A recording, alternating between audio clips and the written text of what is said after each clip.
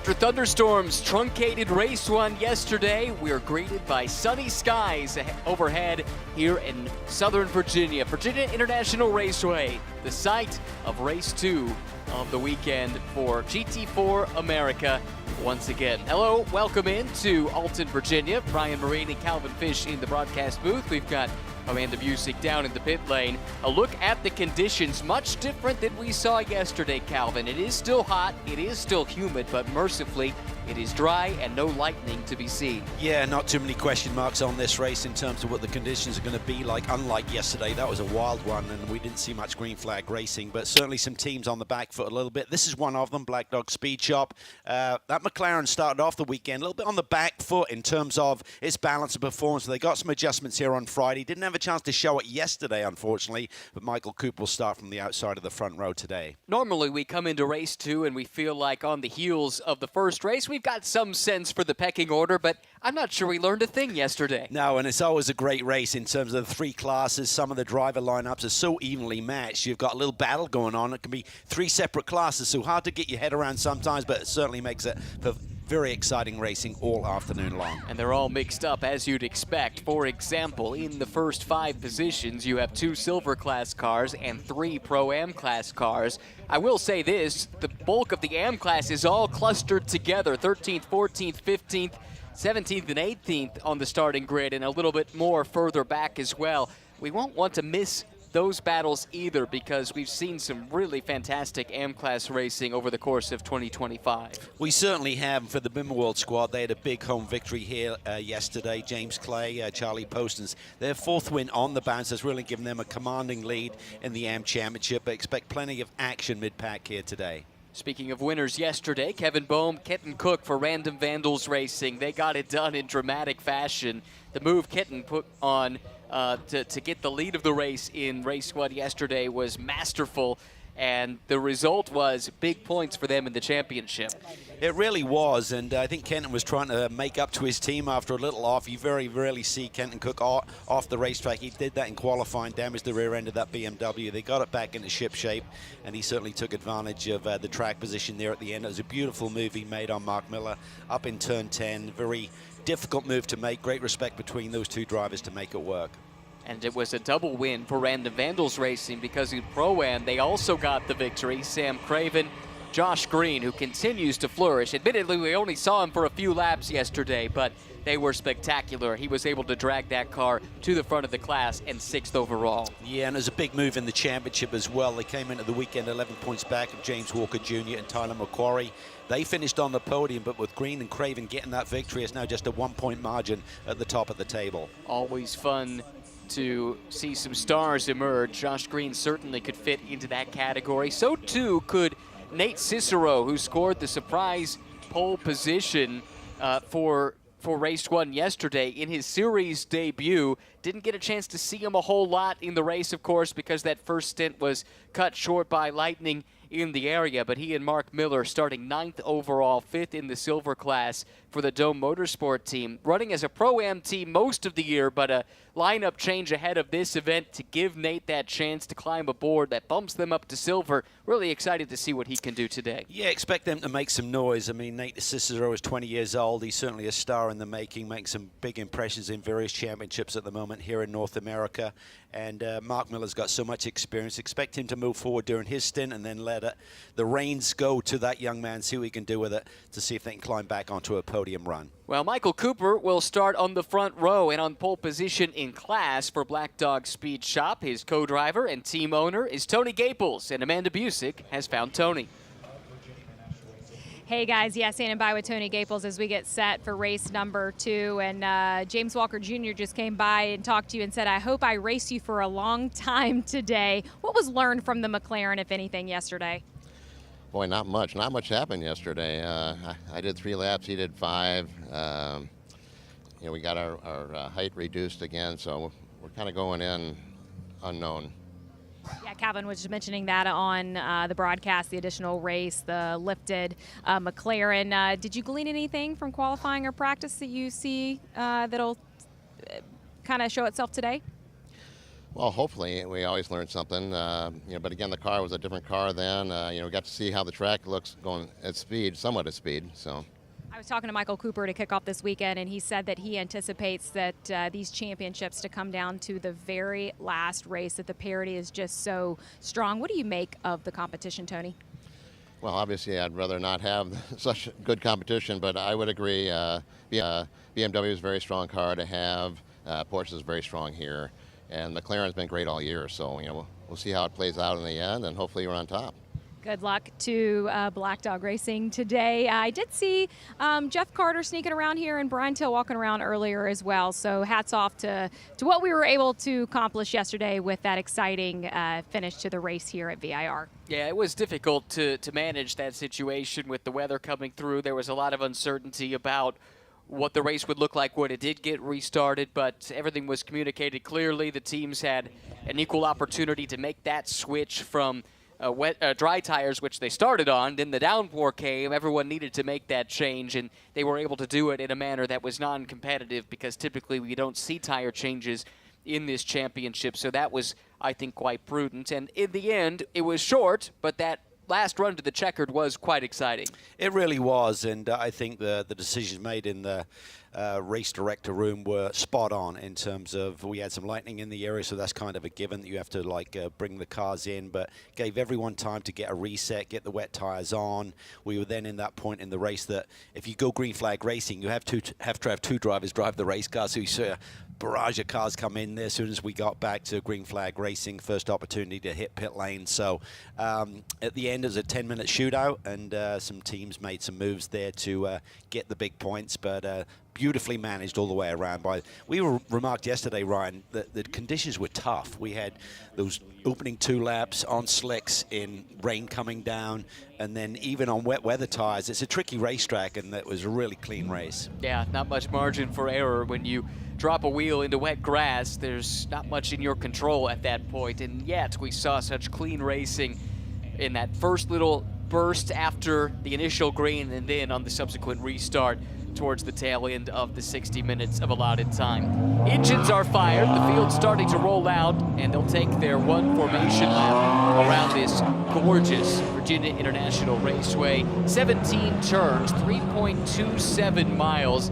So much elevation change, so much challenge. This place, it really tests everything about the car and the driver.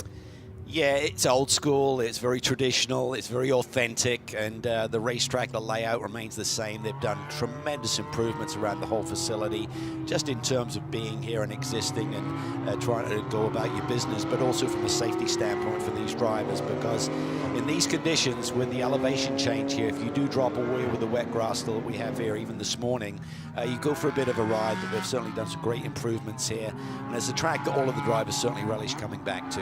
Here are a look at the pole sitters in the 3 classes. Daniel Kieselski on pole in the silver class and overall. Michael Cooper putting in a big lap in qualifying to put the Black Dog McLaren on the front row overall, as well as the Pro-Am pole and in M. The team on the hot streak right now, James Clay and Charlie Poston's picking up pole position, but they're going to be challenged here today. They've got the Thunder Bunny team nipping at their heels, as well as Rigid Speed. We'll talk about that in a moment. Here's the starting grid. Kieselski and Cooper on the front row. Then you find Luca Mars and Ryan Yardley making his first starts in the championship this weekend. The man he's chasing for the Carrera Cup title was Riley Dickinson. He'll start just behind in row 3 next to Kenton Cook, a winner yesterday. Row 4, Tyler Gonzalez has Tyler McQuarrie for company. That's a Supra and a BMW. 5th row, Mark Miller, who's sharing that car with the impressive newcomer Nate Cicero and Zach Anderson from Auto Technic. Row number 6 of the grid, Josh Green, a winner yesterday in class for Random Vandals. Matt Siljahoud will start alongside for Marco Polo Motorsports. Then in row 7, the M-Class pole sitter is Charlie Poston's. Alan Patton, who calls this his home track for Thunder Bunny Racing, is in that row as well. Lucas Catania on the podium yesterday, next to Michael Oriema from NOLA Sport. In row number 9, it's Denny Stripling from Fast Track Racing, and Kenny Schmid, a podium finisher yesterday in class for Rafa Racing. Row number 10, 89X Motorsports making its debut in the series. John Dean will share that car with Mike Fitzpatrick. Row 11, Michael Kanishak for Random Vandals, their AM class entry, next to Alex Garcia for the Skip Barber Racing team. Zach Lumsden, Flying Lizard Motorsports, back in row 12 next to Hannah Greenmeyer, and Alex Vogel and Braden Arthur will start in row number 13. I believe it's the sister JMF car that will be out at the very back. They had a technical infraction at the end of qualifying that cost them their qualifying times, but hopefully with a clean race, they have a chance to come through the field. They were deprived that chance with the lengthy red flag yesterday. Field forming up 2 by 2. This is the section of the track known as the roller coaster into Hogpen. The final corner on the circuit leads to a 3,000-foot front straightaway. Safety car peels off and leads the field in the hands of the impressive youngster, Danny Dzelski, VPX Motorsports, on the Roval pole position. Into the VP acceleration zone they come. Look for the Porsche. He's got the chance to lead the field and jump what he wants to as soon as he's in the acceleration zone. He's waiting a long time. Now he hits the loud pedal. Now he accelerates away. Michael Cooper will slot in line just past the start-finish line, and they fan out 3 and 4 wide deeper into the pack. Clean start so far, funneling down into turn 1. That's Yardley on the outside, third car in line, the green and white ACI Motorsport Porsche there, tried to make a way through. That's really tight there. 3 wide through there. You got to really give each other a little bit of elbow room. That was Yardley's teammate and championship rival in Carrera Cup, Riley Dickinson, who tried to make it 3 wide. Might have been a touch there between the Vanderstur Aston and the BMW. Oh, and definitely a touch that time between the two, but the BMW comes out in front. Yeah, Kevin Cook trying to make some moves here.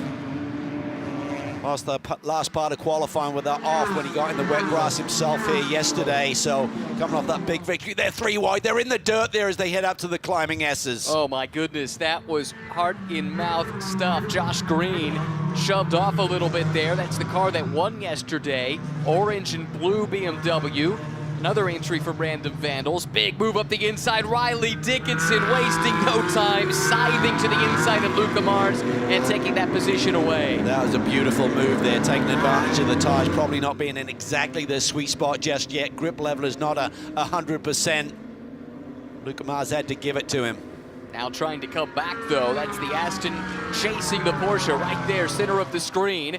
Dickinson giving a look to the inside, but not enough space there for Mars to make a passing attempt. So Dickinson able to hang on to that position. 5th overall. He sits 3rd in Pro Am. Needs to get by Kenton Cook, though, to get to the next car in his class. Kenton Cook on the power there early as they came down the roller coaster there. He closes in here on Yardley. Got a big run down the front stretch. Lots of Porsche Cup experience for Ryan Yardley. This is his first ever weekend racing the Cayman, however. He's been a quick study, it would appear, up towards the front in most of the practice sessions. Here comes Luca Mars trying to come back on Riley Dickinson. Great late braking maneuver there to pull up alongside, but now if Dickinson can hang tough, it comes back to him here in turn 3. Look how tight the racing's been. You can see the left side mirror on Luca Mars has been upturned there, so he's not going to have that to work with if he's in traffic. Now he does the crossover there and gets back to the inside. Great racing between these two. Yeah, this is awesome. Oh, a little contact there, and Dickinson got the worst end of that. That cost him a position as Zach Anderson slotted through. Problems here for one of the JMF cars, I think. That's shown as in the pits. That is Jonathan Neudorf, a winner earlier this weekend in TC America competition. I think that rim has been hit. Got a little clout there somewhere in the opening laps. Now remember, those cars lost their qualifying times and had to start at the back. Amanda can give us the update on Jonathan Neudorf in just a second. Sorry, Amanda. Kenton Cook looking to the inside as he tries to move on Ryan Yardley. Can't make the pass here, so we'll get that update now. Standing by with Jesse Webb. What's going on? You know, we don't know for sure. It looks like the right row checked up. Unfortunately, off the race start, we made some contact there. Something's now wrong with the car. Unfortunately, doesn't look like we may not be able to continue. So, you know, just an unfortunate weekend for us. But, you know, we'll come back strong. I'm sure this JMF crew can go and reset and try and kick some butt. Thank you, Jeff. Thank you. Yeah, So frustrating to get hardly any laps in yesterday and then none effectively here today. Day done early. That goes to show why those qualifying penalties can be so costly. Absolutely. I mean, the field is so competitive, whatever class you're trying to run against. So cut your way through. There's always going to be some tight moments, and unfortunately, there must have been a little bit of contact there. It looked like the rim was damaged on the left front, and possibly suspension issues after that. Overall leader of the race is Danny Dezelski, young man from Charlotte, North Carolina, not too terribly far from here, just 17 years of age. Turned 17 back in April. He's got his mirrors full, though, of the wily veteran, as I suppose we have to call him now, Michael Cooper. He was the young guy for so many years, but he's been at this game for a while. They might not be in the same class, but this is for the overall lead of the race, Porsche versus McLaren. Yeah, Michael Cooper absolutely on top of his game. Multiple championships behind him in SRO competition over the last decade or so. You know that he wants to give Tony Gaples this car in the best possible position overall. He leads in Pro-Am right now. Ryan Yardley still in that fierce battle here with Kenton Cook. This is not for class position. Kenton, kind of a cut and paste move that he tried to make a lap earlier, and the door is a little bit more open this time. He needs to get going because the leader in his class is the leader overall.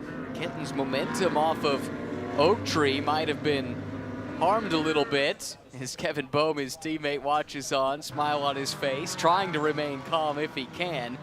Kenton, though, able to arrive at Roller Coaster with enough buffer in hand to keep Ryan Yardley behind. Look at that there again. You can just see that Kenton just gets to the power a little bit better than the Porsches did. Just kind of gaps in there. I'm not sure if that's gear ratio related, and the BMW is just in its sweet spot torque-wise there. Maybe the Porsche's bogged down a little bit, but nonetheless, he certainly gets a good car length there as they accelerate down the hill. Yardley's troubles are not over. He has the third-place car in silver tucked up behind him. This is Luca Mars, who has been drafted in alongside Max Hewitt for Vanderstur Racing, a program that started mid-season. Meanwhile, Dickinson trying to get his position back from Zach Anderson. And again, we stress these battles aren't necessarily for the meaningful positions, meaning class position. Oh, little hip check there, and Dickinson goes off into the wet grass. It's still damp from yesterday. Somehow he does manage to miss the tire barrier, but that costs him dearly. He'll drop way down the order. Yeah, just losing bundles of positions right there. Lucky that there's enough room for him to get the speed arrested. Has started to dry out a little bit. It's been pretty excessive heat-wise. Take another look at this. It was tough there, and he just misjudged it a little bit. I don't think that was anything that the BMW was doing at that point. He just tried to tuck back in on the line and just touched the rear end of the BMW enough to send him in the grass. Way down the order now for Riley Dickinson. He finds himself 23rd and 7th in class. Look at this compression in the front of the field. It's suddenly turned into a 6-7 car battle for the overall lead. Miller on a wild ride there at the exit of Oak Tree, but that is happening behind this battle. Kenton Cook has caught Michael Cooper, silver class car on Pro-Am car. Michael, though, will know Ryan Yardley is for position. That's now the Porsche that's behind him. This clears Kenton Cook to go try and chase down the leader in his class. Yeah, power move there by the BMW, with McLaren obviously displaying it's got a little bit more straightaway speed, either from an aero perspective or probably just power related. Look at the greenhouse effect. That McLaren seems to sit a lot lower to the ground than the BMW, so it should be more efficient through the air. These cars are hitting their stride here. Basically, the entire field through the top 23 positions, minus Ryan Yardley, set their best lap on the previous lap. Now, some of that has gone away here as that compression has started to ramp up. This group running nose to tail is 1st through 7th. Dezelski down to Tyler McQuarrie. Cooper there looks really good as he exits turn 2, gets a little bit closer to the BMW of Kenton Cook, but Cooper still has the lead in his class Pro-Am. 3rd overall sits that papaya and black McLaren there. They negotiate through the snake and head up towards the climbing S's. Cooper chased by Ryan Yardley, the native of Christchurch, New Zealand, who's come to the States in the last 5 or 6 years to pursue his motorsport career. Did the open wheel thing for a while. 3 years now in Porsche Carrera Cup North America, currently second in that championship, chasing Riley Dickinson, with whom he's teammates here this weekend. They are not teammates. Oh, look at this. Kenton Cook to the lead and grabs the class lead at the same time. Beautifully done. Really just replicated the move that it made a couple of laps earlier. Fantastic stuff from 6 on the grid. Kenton Cook to the front. And Dzelski will try and fight back here down Madison Avenue, but Cook going defensive. Meanwhile, looks like Cooper might be off the pace a little bit because that Porsche caught him quickly. That is for position. That is for the lead in class. Cooper, though, late on the brakes. He just stoves it into roller coaster and takes the spot back. Yeah, I think that was in frustration. He realized that he's so vulnerable down the straightaway, so I'm just getting swamped here. I'm just going to take it in late to try and hold on to this class lead right now. So right now, it seems like the Porsche's even a little bit quicker than the BMW, and both those cars quicker than the McLaren on the straightaways.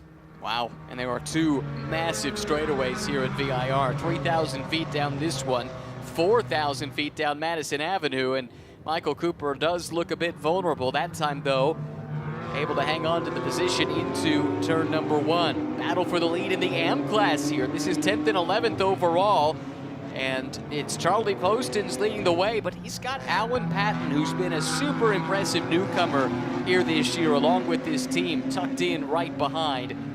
The team he drives for, Thunder Bunny Racing, they call this their home track. Alan and his co-driver Laura Hayes, they live in Greenville, South Carolina. This is their home track too. And Alan was telling me he got hooked up with this team. He was doing track days and time attack in a home-built Toyota Supra, and he needed a prep shop that could sign off on his car, do the safety sign off, and none of the prep shops would take him in kind of last minute except for Thunder Bunny.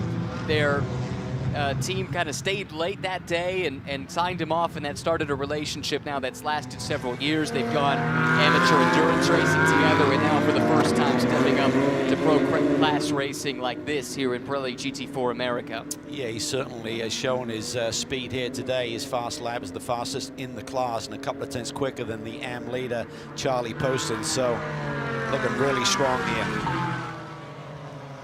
Luca Mars looking threatening now. This is the 3rd-placed car in silver, the Aston, trying to get around the 2nd-placed car in Pro-Am. It's Ryan Yardley in the ACI Motorsports Porsche. This was just a few moments ago. Contact deep in the field, and around goes the 17. That was Lucas Catania, who finished on the podium with his dad yesterday. I suspect that one will be reviewed by race control. Yeah, it looked pretty black and white to me, but they'll obviously take multiple views at that before making a determination. Another battle for position here. Zach Anderson on the defensive now. He's got Tyler McQuarrie behind him, and Tyler needs to go because he's got the car chasing him for class position tucked up right behind. This 3 BMW battle. It's a silver class car leading 2 Pro-Am class machines. Yeah, and they're separated by 1 place on the track right now, 1 point in the championship, so this is critical that McQuarrie stays in front of Green. He doesn't want to lose this championship lead heading to Road America. Timing and scoring is to be believed. Alan Patton got by Charlie Postons on that last lap for the lead in the AM class. He'll be just behind this group, and in fact, here's the proof. Green Supra is through. What an impression this team has made this year, Ryan. Certainly one of the surprises, but they've certainly worked diligently. They've put in the work, and now they're getting results on the racetrack. Great to see. His co-driver, Laura Hayes, she's also been super fast, grew up in California. Both sides of her family heavily involved in stock car racing on the West Coast. She was part of the NASCAR Drive for Diversity initiative for a time, and actually was based out at South Boston Speedway doing some late model racing for a time. We'll see her in the second half of the race. Change for position here. Josh Green did get around Tyler McQuarrie, but now he's bottled up behind Zach Anderson. That means as they run, they have the championship lead. It's super tight, and it's a bit early in the year to be thinking about it, but you never know. Corey's been in enough championship battles that he knows every position, every single weekend can have an effect when we get to Indy. How will they play this? These are 3 different BMW prep shops, by the way. Auto Technic with Anderson, who's being very defensive here, as is his right. Josh Green from Random Vandals, and then the hometown Bimmer World team. Oh, great move there by Green, crossing over Anderson to draw alongside. But now this becomes a left-hand bend, so if Anderson can hang tough, it comes back his way. And watch Evan Macquarie to get a bit of a run here through turn 3. Side by side again. Green's going to force it down the inside. Anderson has to give it up. Macquarie trying to see if there's opportunity here, sitting behind the third of the BMWs right here in the frame. That was really good racing between Green and Anderson, crossing each other over multiple times. But Green comes out on top. This young man looked like he was on his way to IndyCar racing. Ran out of combination of funds and opportunity and single-seaters, and has been given a lifeline here in sports cars. He's grabbed it with 2 hands, hasn't he? He certainly has. And Random Vandals boss, Paul Spartas, thinks really highly of this young man. He said he's a super talent. Probably slipped through the single-seater net too soon, but we're relishing his performances right now in sports car racing. Back to this fight now. 4th and 5th on the road, but again, 2 cars in different classes. Ryan Yardley has the spot in his debut weekend in the series. This, by the way, is a planned for the rest of the season. Yardley alongside Damir Hatt, who we last saw a year ago driving the Nissan for Flying Lizard. That was supposed to be the plan again this year. Then Nissan pulled the plug on that program. And Damir took his time picking his return to the championship, tested a couple different cars with a few different teams, really felt a connection with the Porsche and with Kurt Swearingen, who owns ACI Motorsports. And the hope is to be in this championship the rest of the season.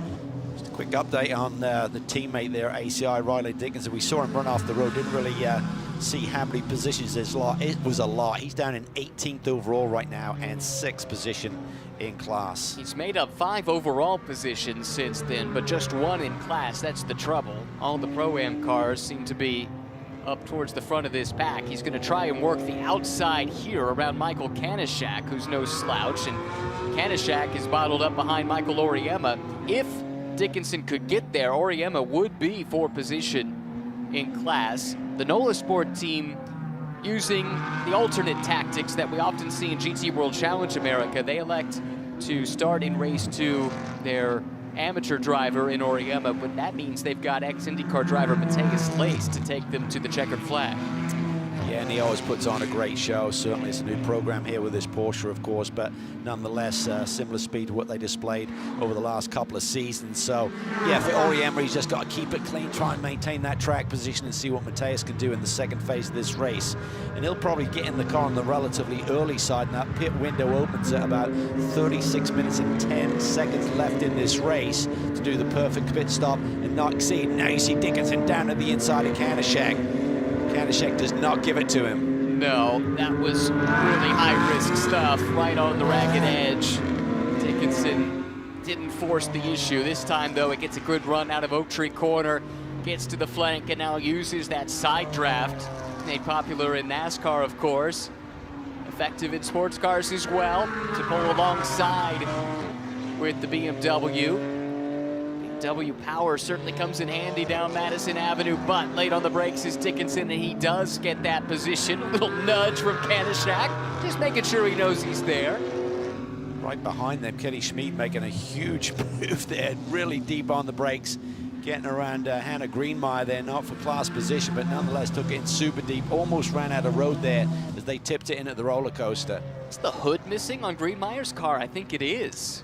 Not sure if that was from the contact. I believe she was involved in that contact down in turn 1. Okay. But yeah, if you look on the Heart of Racing Aston, I think it's missing the engine cover. Certainly is.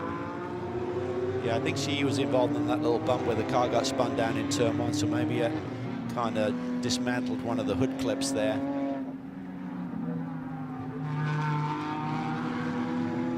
Well, very much in the thick of the battle as Dickinson goes to the inside of Auriemma to take that position away. That is for 5th in class. Now Riley needs to get his head down because the next car in class is 6th overall, over 20 seconds up the road. It's going to be a lot of work for his teammate to try and climb back up into a potential podium spot, but you never know.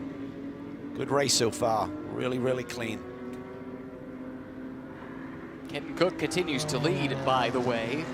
Now 2.5 seconds ahead of Michael Cooper. Fastest lap of the race, though, belongs to Josh Green, who, since getting clear of some of that BMW traffic, now has run down this little battle pack.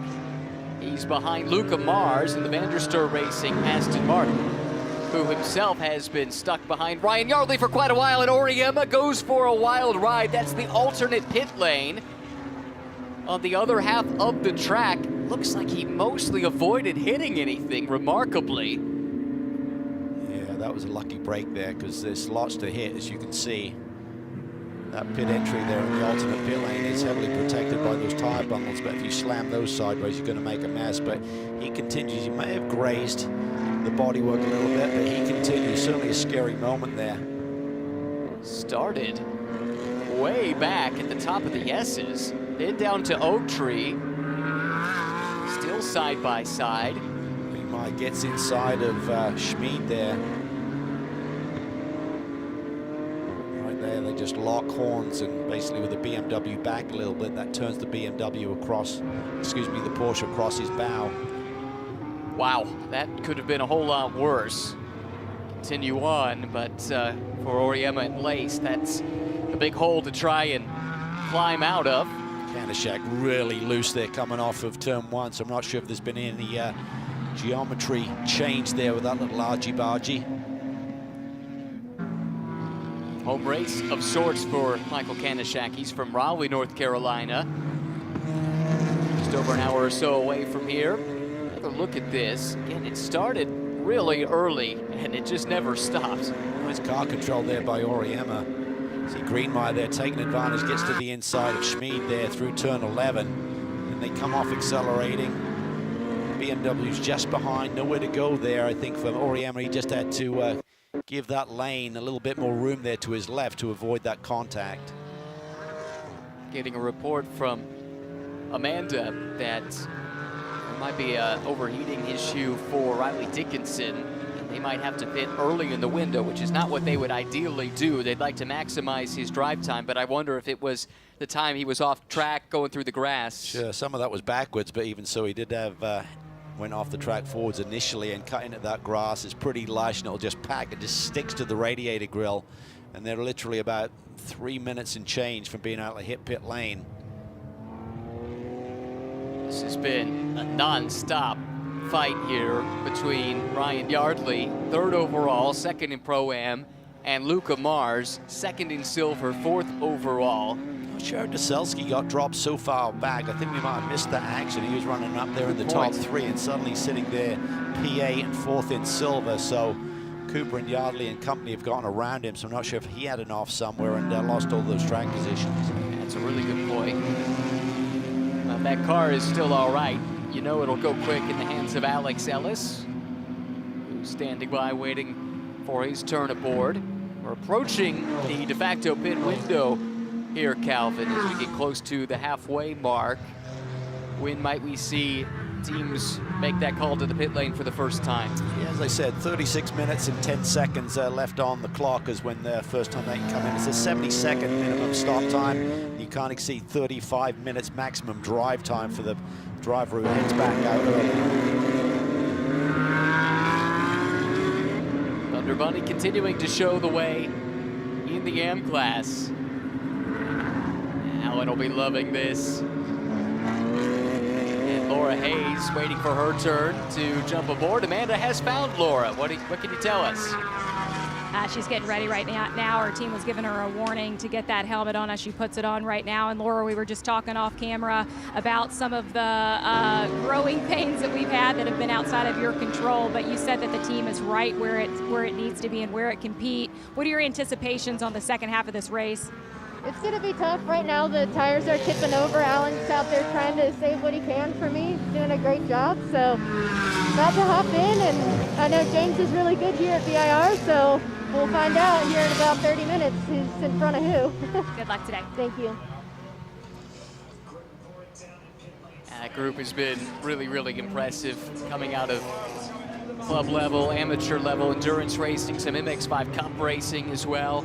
But they have been right on it since the start of this 2025 campaign, their first year in Pirelli GT4 America.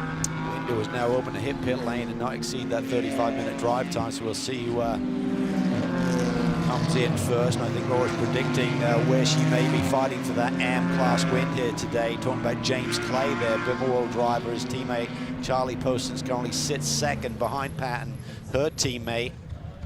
But she knows that Bimmerworld squad have a great history here at their home circuit. Yeah. Wow, Mars really leapfrogging up and over the curb there. First pit callers, they are inside the window. Art of Racing with their two Hannahs, Greenmeyer and Grisham, making their drivers swap here. There's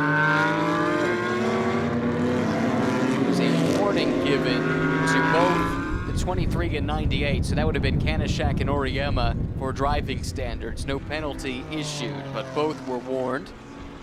We race on. Yeah, it's pretty aggressive there, and we were fortunate this car did not get too in the wars. He came in the pits there, he just peeled that tape off, which kind of aligns the car to the pit wall. So seeing that tape there stuck to the right front as he would have come into his pit box, he would have grabbed that, I assume. And you saw as well the mechanic cleaning out the grill, getting some of that grass out, and that's what we suspect might be giving Riley Dickinson some trouble. He has not come in yet, for what it's worth. We look at our race vision powered by AWS. Josh Green, fastest man on the circuit at the moment. Kenton Cook not too far behind. Then Luca Mars, Michael Cooper, and Tyler McQuarrie. So 3 BMWs, an Aston and a McLaren. Not sure much grass Oriema got. He was pretty much on the alternate pit lane when he got spun around, but nonetheless, there's a good chance for all of these teams to give the cars a little bit of a cleanup. A lot of debris and dust gets thrown on these racetracks with the action that we see throughout the course of the first 25 minutes or so. Busy pit lane. We see both of the front runners in the AM class make the call. Laura Hayes, who we just heard from, is getting ready to climb aboard. Allen is out. Laura getting ready to jump in. Also see Dieselski, the first of the silver class cars to pit. That's to get Alex Ellis in as soon as possible. Here's the Bimmerworld pit stop. And again, you heard Laura bring up the fact that Allen's trying to look after these tires because there are no tire changes. You have to make all 4 Pirellis go the full 60 minutes. Yeah, it's all about just getting that driver change done nice and cleanly and efficiently. Possible tire pressure adjustments. I don't see that on the BMW. I think the Thunder Bunny team did certainly make some adjustments there.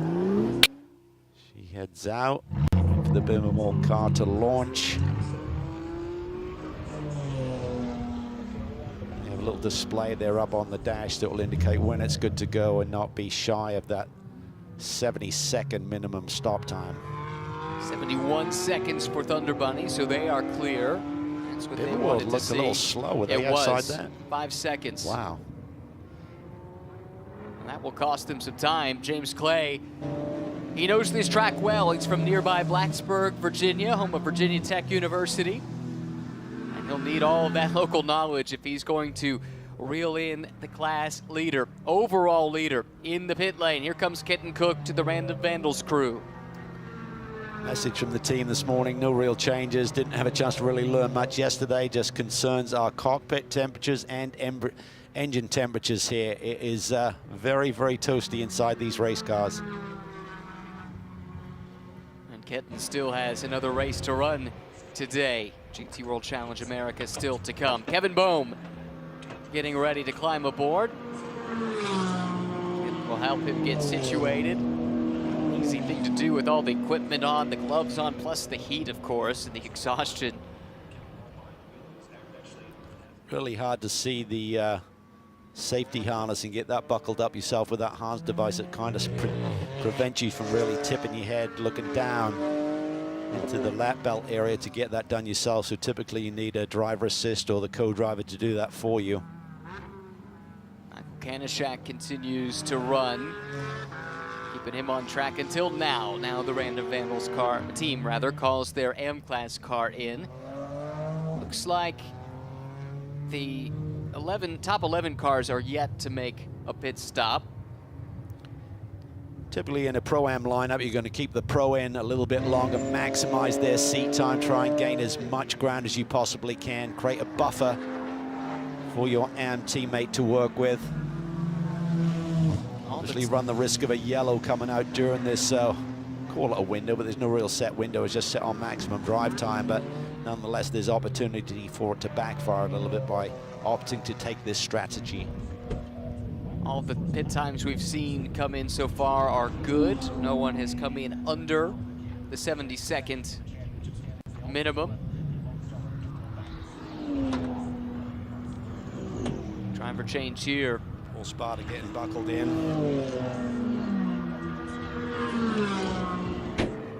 It's quite a process these days with so much safety gear in all of these modern race cars. Not quite as simple as it was in your day, Cal. No, there's a lot more advancement in safety, but that makes it all the more complicated here to just get strapped in. Maybe the rules were a bit more lax in your day, too. Yeah, I'm not sure we had so many in-car cameras and such to catch you out if you weren't quite all tightened up and ready to go. And now Josh Green will relinquish his car to Sam Craven. What a great stint for Josh. Sam gets in. So far, the execution from the Vandals crew has been perfect on their other two cars. Big weekend for these two drivers, potentially. Got the win yesterday in those tricky conditions and tricky strategy scenarios with just effectively 10 minutes of green flag racing at the end. Paul Sparta leave the box.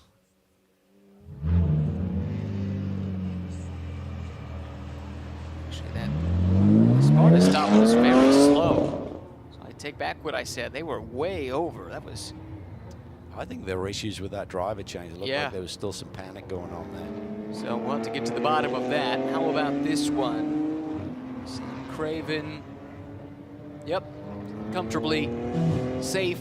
It was a couple seconds slower than it needed to be, but safe. Do have a couple of penalties to report. Unfortunately, one of them involves the Paul Sparta car. Drive-through penalty plus stop and go, actually, for his pit lane speed violation. And then another car caught speeding is the 68. So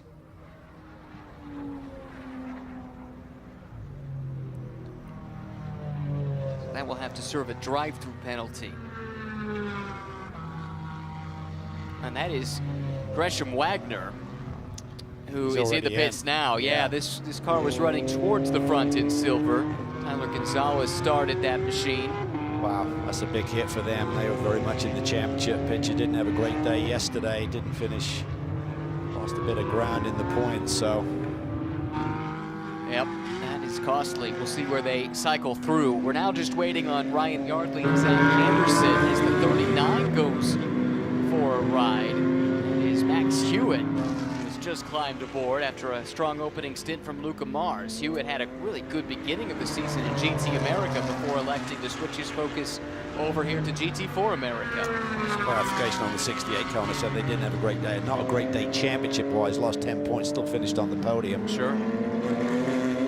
It was the moment there for Hewitt. Not the first car we've seen do that this weekend. Unfortunately, the grass has really dried out a lot since the conditions we saw here late yesterday. Michael Cooper is in, giving way to Tony Gaples. Now leaves the pit lane. Sparta serving the penalty on the 98 currently. Should have our... Oh, this is big. This is in Pro-Am here. That is Craven coming through, I believe, on Tony Gaples. It was. Wow. Was there a holdup on the pit stop? A great outlap there for Craven, so moves that car ahead for class position. Yeah. Things settle down here. Well, it was a 5-second extra time spent in the pit lane during the stop there for Black Dog, and that will do it. That does it indeed. It's frustrating when you're out there as a driver just working hard for every hundredth and tenth of a second to give up a chunk on pit lane. But the drivers play a big part in that. You basically have a little timer there sitting on the dash, which should tell you when to be released. And now we see this pit stop here. This is the Ryan Yardley Demir Hot stop. Interesting, the hood goes up. That's not normal, but This is a hot stop. nice.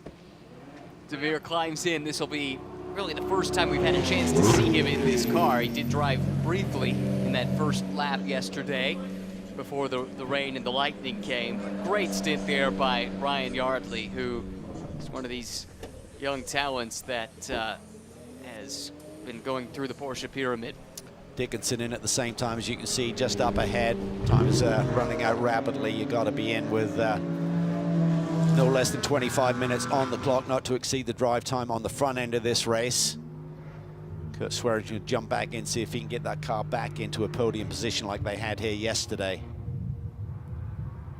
Well, everyone has now come in, so it's just about how they cycle through. Kenton Cook has come through to the lead of the race. Excuse me, Kevin Boehm now in the car that Kenton started. Demir Hot there comes out in second overall, and he's got Colin Garrett right behind him. That's the second place car in silver from Auto Technic, Porsche and BMW. And Colin will need to get this move made so he can set off looking for Kevin Boehm. Looks like Bimmerwell did a good job there with the number 82. They were the championship leaders coming into the weekend and the day, but only by 1 point. So James Walker Jr. currently runs ahead of Sam Craven, so that's big championship-wise. It is.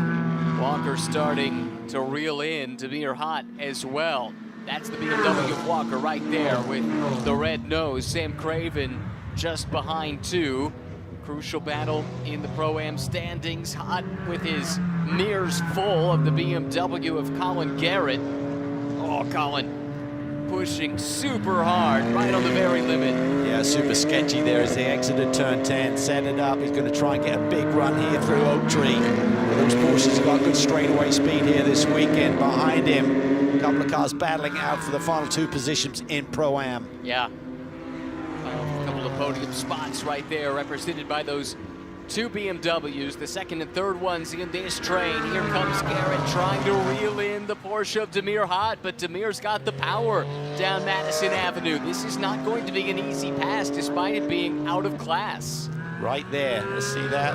Looked pretty even. We saw Kenton Cook have a bit of an advantage with the BMWs. He jumped on the power down the hill. It looks like it's just more driver related than car related between the Porsche and the BMW.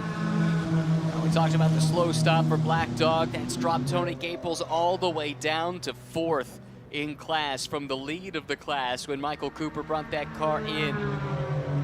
It's all down to that 5 extra seconds on pit lane, unfortunately for that team. So they'll have to analyze that, see where it went sideways on them. Oh.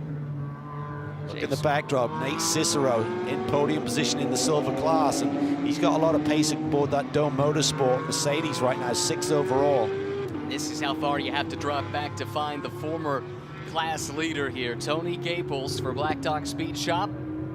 He'll settle into his rhythm though and start to go to work. A good shout on Nate Cicero. He is quickly hauling this group in as they scrap amongst themselves. Let's give Demir Hot a call here. This is his first proper race of the season, first time in this car, and he is right there holding up Colin Garrett, who's a championship contender in the silver class. I say holding up, I mean he's just keeping him behind him because his pace is so good. And he's done a really solid job. Cicero looks like he's on the attack. He's closed in a little bit on Craven here as they climb up through the S's. Oh, he's wide there. Hart was in a little too hot, just got a little bit wide through 11. Now he's off the road in Oak Tree. Just as we were saying, what a great job he was doing. Two little mistakes compounded themselves there through those two corners. And drops him a couple of positions in class as well. Look at this BMW Armada coming down Madison Avenue. It's 3 wide to the inside. That's Colin Garrett. Now they settle themselves out to just 2 wide merely into Roller Coaster. It's Sam Craven in the 94 trying to keep pace. He's gotten through on James Walker there. That is for the lead in Pro-Am, and Cicero desperately needs to get through because Garrett and Bohm are starting to get ahead of him. Those are the cars he's chasing in his silver class. Yeah, and as we said earlier in the first half of the race with their teammates, that's championship implications there as well between Craven and Walker Jr. How about this run from Sam Craven out of Hog Pen? He's got a great run down the front straight. It's got Colin Garrett on the defensive. Here comes Cicero now in the Mercedes, going up the inside. James Walker Jr. sees him coming. He'll let him go on through. Nicely judged, nice, neat and tidy there. No drama there from Cicero as he just analyzes his cars in front of him. He's really competed against these drivers before, so it's always a little bit of learning that goes on here. Can't take too long, time's running out. He's got to get on the attack. Nearly 2/3 of the way into this race. Bohm's lead is massive, 10.2 seconds to Garrett. Craven now with Cicero between himself and James Walker Jr. Looking really solid there in the lead of Pro-Am. Yeah, he really is. For Colin Garrett, he's got hope that Craven kind of keeps Cicero at bay, because I think otherwise Cicero may have enough pace to go chase down that second position in class that this Auto Technic car holds right now.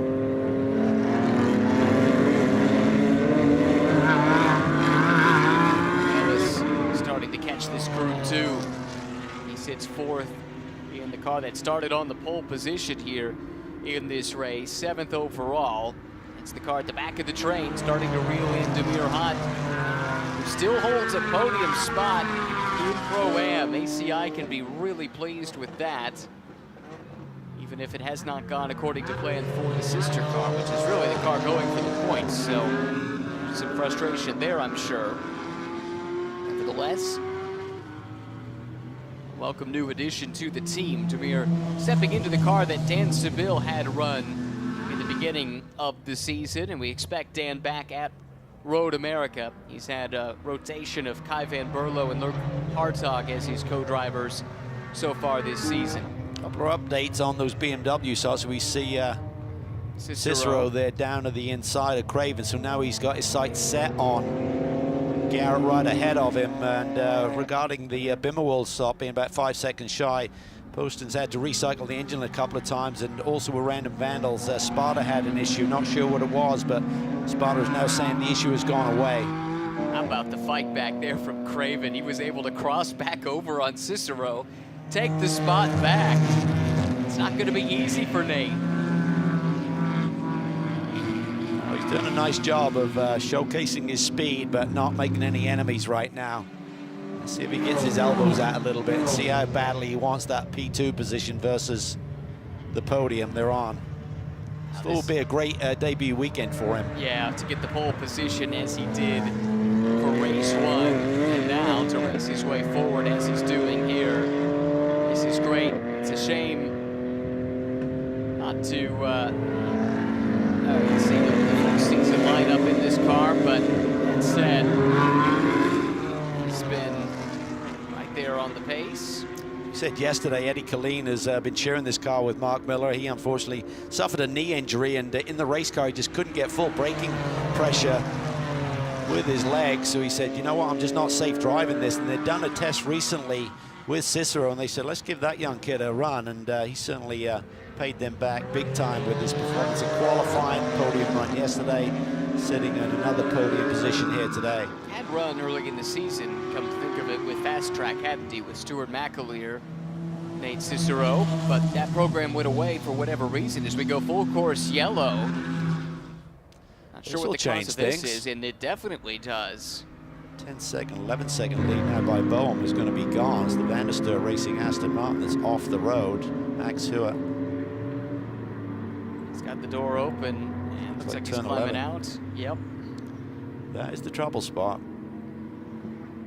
Such a complex corner. Anyway, the approach to it, you've been super busy going through the S's, and then you have all the elevation change, some camber change. If you miss it, it's so hard to recover. There's such a small window to get it back. You just get in there a little bit too deep, miss your turning point a little bit, and it's almost over immediately.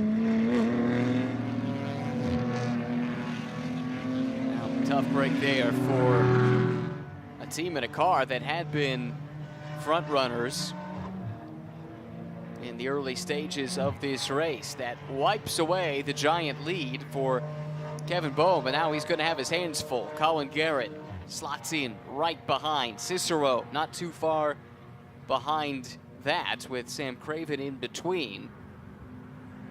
Also brings Alex Ellis into the silver class fight.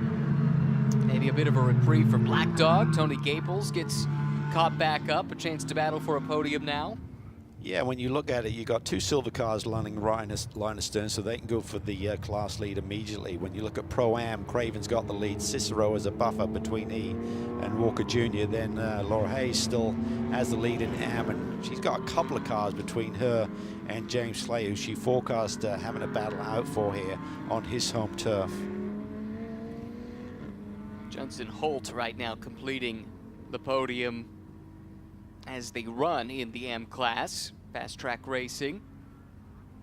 He and Denny Stripling, they've been stout all season long as well. I think this is also big for the NOLA Sport team because they stayed on the lead lap, I think, through all of that. And with their spin with Michael Loriema and things of that nature, and we talked about them being on a different strategy than the rest of the Pro-Am cars, largely. Matt Bell actually would fall into this category too, the car just ahead in line, 7th and 8th right now in Pro-Am, but they have their pros in their cars. This bunches that field back up. Yeah, it does, but unfortunately for Laced, he's 18th overall, and the last podium position is 7th overall of Hart, so a lot of cars to pass to think about a podium run. But at least maybe a chance to recover a few more positions. Look at the leaders in Am. What a season for Thunder Bunny Racing. They were telling me, by the way, that the explanation of the team name, which draws a lot of attention.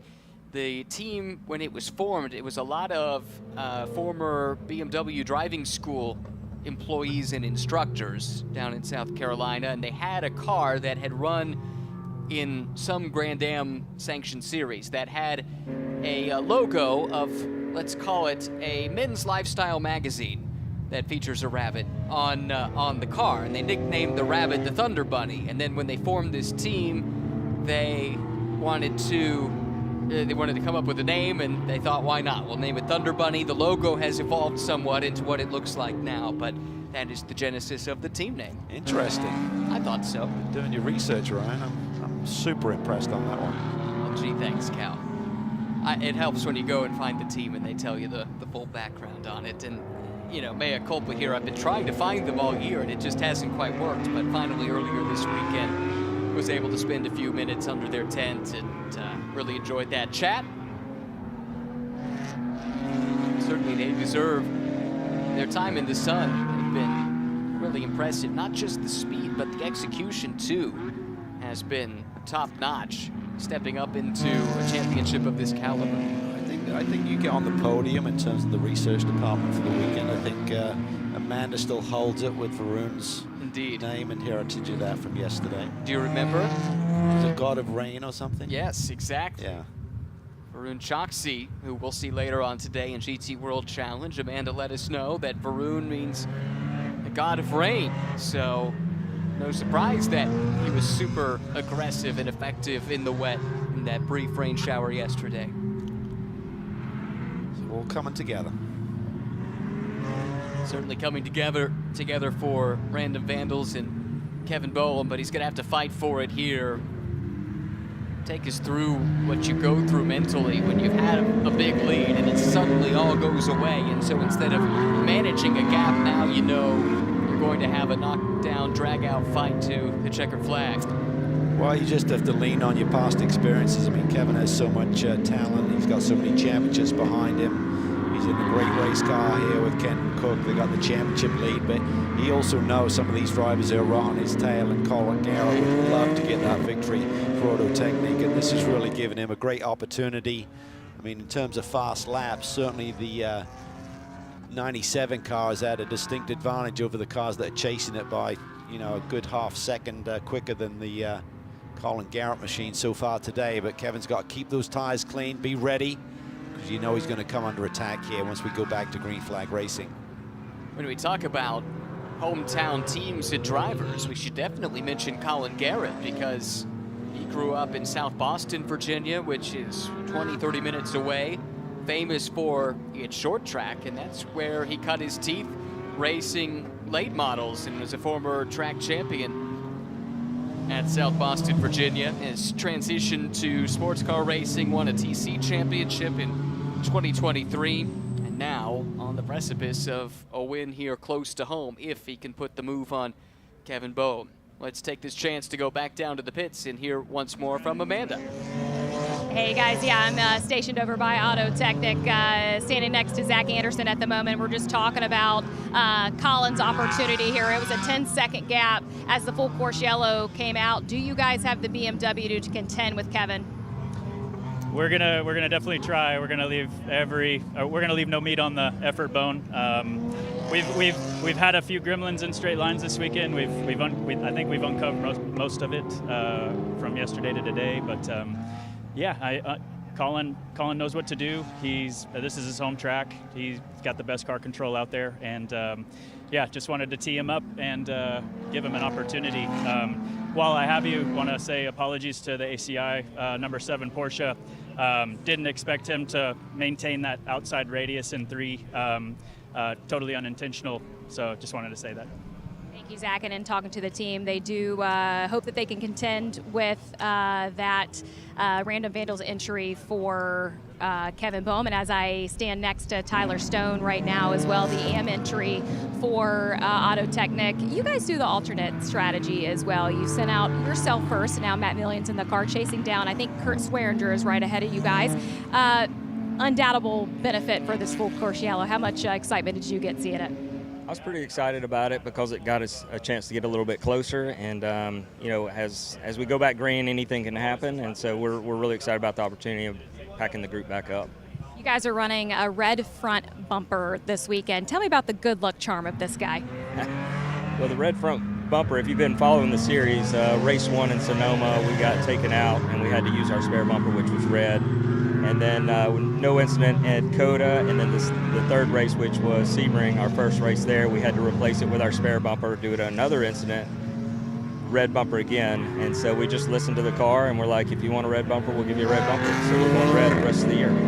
As full course yellows do, they pack up this field, and we should see some excitement as we get back to green, guys. Awesome story. Thanks for that, Amanda. Good to hear from everyone down in the Auto Technic pit area. Bumped into some Auto Technic folks when I was at Spa a couple weeks ago, doing a little research, I think. Oh, that's always great to see some potential new entries from our paddock heading over there for the big one. And in addition to the 24-hour race, the GT4 races there attract massive grids too. So I don't know if they were examining that or just meeting up with some friends at BMW or just enjoying one of the great sports car events in the world, but it was fun to see some familiar faces and hear an American accent again after a few weeks spent overseas.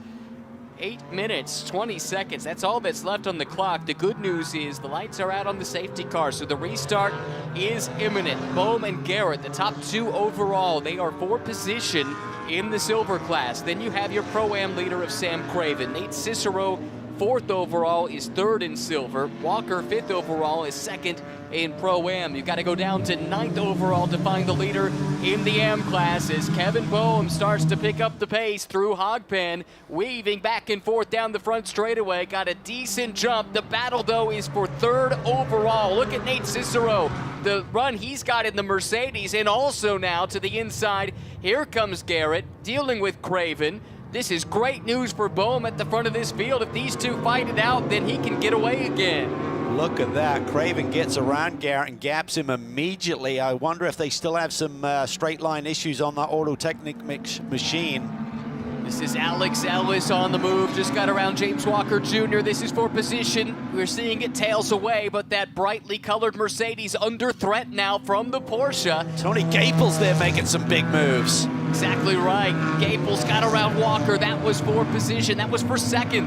McLaren up another spot. Oh, somebody way off and through the grass. Yeah, this is going to get feisty here with just 7 minutes to go. Lots of points on the board right now for people to go and grab. Not much time to do it.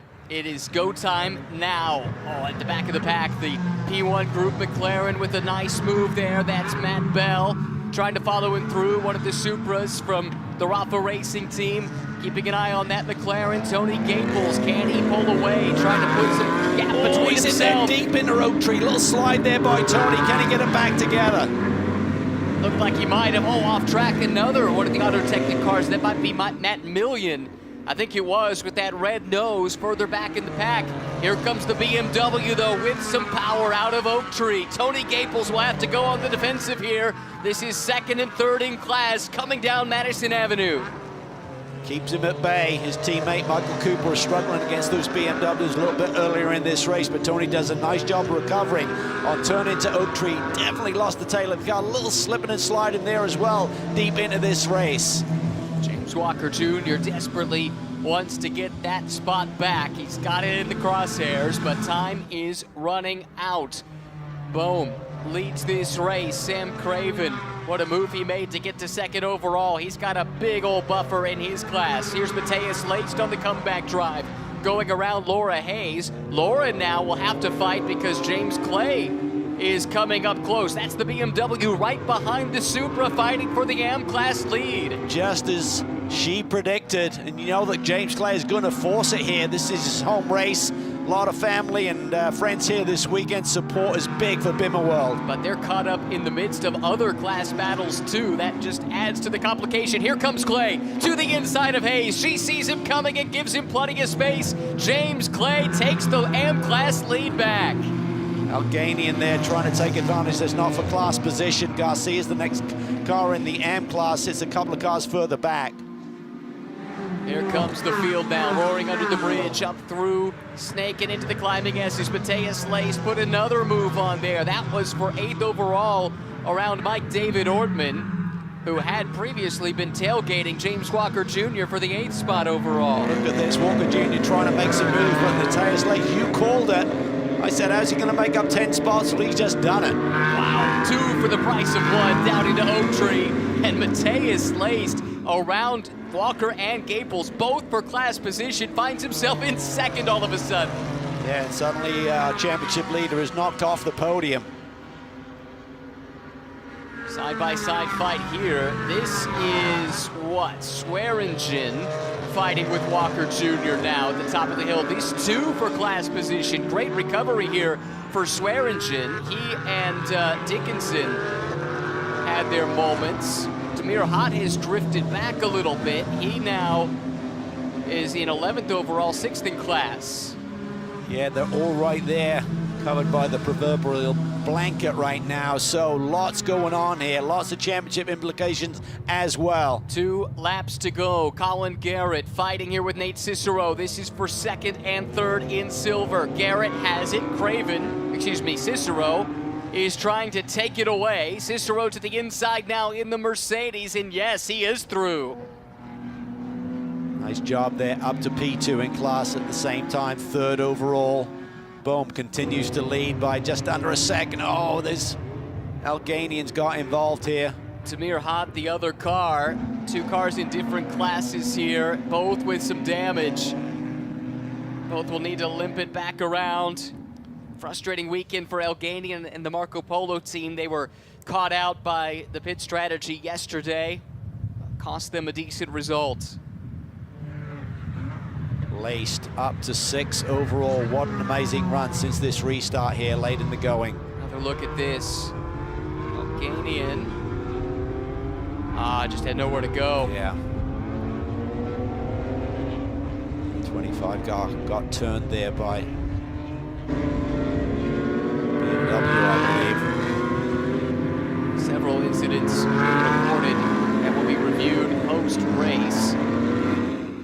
We won't have any ruling on that. We'll let that take place in the stewards' room once the checkered flag comes out. But right now, we're on the second to last lap. Kevin Boehm has withstood the pressure on the restart. He leads overall and in silver. Sam Craven, his Random Vandals teammate, has been outstanding. Runs 2nd overall and is in firm control of the Pro-Am. Meanwhile, James Clay has driven to the lead in the AM class, sits 11th on the road. Coming to the white flag here, it's Kevin Boehm looking to make it a clean sweep of the weekend. There's the white flag, just 1 lap to go at VIR. Yeah, we talked about the pressure on Kevin Boehm. He just took it in his stride. Cicero now with a big bold move down at the inside. He'd love to get around Craven and just have a sniff at that silver class win and overall win of Boehm, but Boehm leads by now almost a second and a half. And remember, Craven is the teammate to Boehm, so he's not going to cut Nate Cicero any slack. He can play tail gunner here and help to preserve the win for the team car. Here comes Alex Ellis now on the attack. He throws it up the inside of the BMW of Garrett. That was a late move, and it wasn't enough to take the position away. Garrett, by the skin of his teeth, has held on. Ellis is all over the tail. That's as tight as it gets there without turning someone. Alex Ellis, who got a career lifeline when he made a one-off start at Barber in this series 1 year ago. Now back with the VPX team and put together a full season program. He has been super fast all year long aboard that Porsche. How about these Random Vandals machines looking over a clean sweep in two of the classes here. BMW's been strong at this circuit. They took all three class wins in race 1 yesterday. They could repeat the feat here in race 2. Less than half a lap to go. Kevin Boehm, Sam Craven, nears full of the silver class runner-up Nate Cicero. But here comes Alex Ellis for the final step of the podium in silver. Taking a peek to the outside of Colin Garrett. Good power in that Porsche, and he is through. Yeah, they just seem to have the edge there at the end of Madison Avenue all weekend long. BMWs are pretty tough, but Porsches have a slight gain there.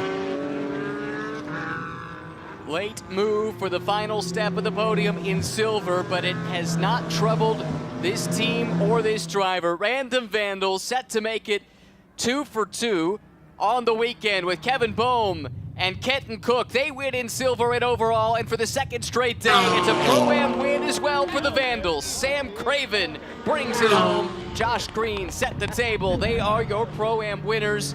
Cicero and Ellis complete the podium in silver. Matthias Laced and Tony Gaples in Pro-Am. James Clay gets the win in the Am class. Chris Wilson drove up through the field. He ends up in second. Judson Holt in third. So something happened to Laura Hayes down late in the seventh, going. though, in class. Falls all the way down to 7th. And maybe that needs to be reviewed. We just got a message. There's an incident involving the 25 and others that will be reviewed post-race. So a lot to sift through. However, we can say with some confidence that it is another banner day for the Random Vandals team, with Kevin Boehm and Kenton Cook winning in the silver class. Sam Craven, Josh Green sweeping the weekend as well in Pro-Am, and James Clay and Charlie Poston's another sweep. That's 5 straight wins now. 5 straight wins, amazing. You're going to be tough to beat in that championship. That is going to be a huge lead that they've established here with that sweep of the weekend. Exactly so. Well, yesterday we saw maybe 3 laps of racing because of the lightning in the area. Maybe it was a few more than that, but it wasn't many. Today, that was what Pirelli GT4 America is all about. Close competition, execution in the pit lane, and at the end of the day, some very deserving race winners. Wow. Well, Quick update on the Thunder Bunny Airfoot fuel pump issue for Laura Hayes there late in the going. That's devastating. Hate to see that, especially for that team that calls this track home. Well, they'll regroup and head to Road America in a few weeks' time. Here are the class winners. Kevin Boehm, Kenton Cook in silver, Sam Craven, Josh Green in Pro-Am, James Clay, Charlie Postons in Am. Same winners as yesterday, but all of them had to fight for it. It was not straightforward by any stretch of the imagination. Craven was immense, wasn't he? Yeah, that was awesome. Bit of a coming out party for him. As you look at the results, 2 seconds the gap, and Craven also did his part to help keep Nate Cicero at bay. What a strong weekend for Nate. Late call up to join the Dome team. He was right on the pace, got pole position for race 1, and a strong run to the podium here in race number 2. And Alex Ellis, the move he put on Colin Garrett here, you knew it wasn't going to be easy. Colin's a tough guy to get around, knows this track well, has plenty of motivation racing in front of friends and family here close to home, but Ellis was not to be denied. And there was a penalty given, which we'll cover off in a second, because we need to look back at the race, highlights of the second race of the weekend.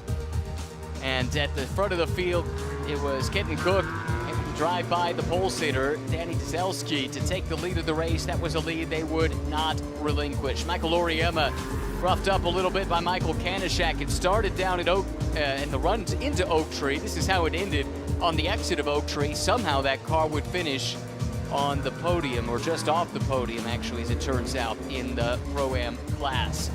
Few different wild rides for several of these drivers. Laura Hayes very much in the fight, but lost the lead in the AM class and then lost a result to a fuel pump issue. Teus Lace, the man on the move late in the going, picking up 2 spots in 1 corner late in the race. Spin there for Tamir Hott, collected by Nikolai Elgadian, but it was Kevin Bohm who took the victory for Random Vandals. But an important penalty to pass along. There was a time penalty given to the presumptive winner in the AM class. Yeah, just trying to establish how much that is, because if you look and, well, you can see it's already been put on, and that drops them well down the order. The 36 are now being shown in 7th in class. My goodness. So that must have been like a 30-second penalty. It promotes Chris Wilson and Flying Lizard to the win in this race. It was definitely a surprise. Great job by Chris there in that final stint to get to the front, and Craig Lumsden will go to victory lane in his first weekend in Pirelli GT4 America. How about that? There's the celebration for Random Vandals. Kevin Bohm out of the car, big smile under that helmet. There's Paul Sparta, the team boss, there to celebrate with his drivers. Very soon we'll get a chance to hear from them. This is, of course, a global platform, GT4, and around the world, the 5 different manufacturers score points towards the overall 2025 GT4 Manufacturers Championship. BMW with another strong outing here this weekend, padding their lead over Porsche, Toyota, Mercedes, and McLaren, also involved in that global fight. Hey, good job, dude. That was awesome. Yeah, Sam Craven being congratulated, and it was indeed awesome. Really well done by Sam here today. There's Kevin Bove and his wife Sharon. And Sam Craven with that big smile, 2nd overall to go along with the win, including a pass to get to 2nd overall. That was neatly done. And that was a remarkable end to a fun weekend of GT4 racing here at VIR. Up next is a trip to Elkhart Lake, Wisconsin, and the famed Road America circuit. That will be the next stop on the calendar, and we'll see you there. Thanks so much for joining us for Pirelli GT4 America action from VIR.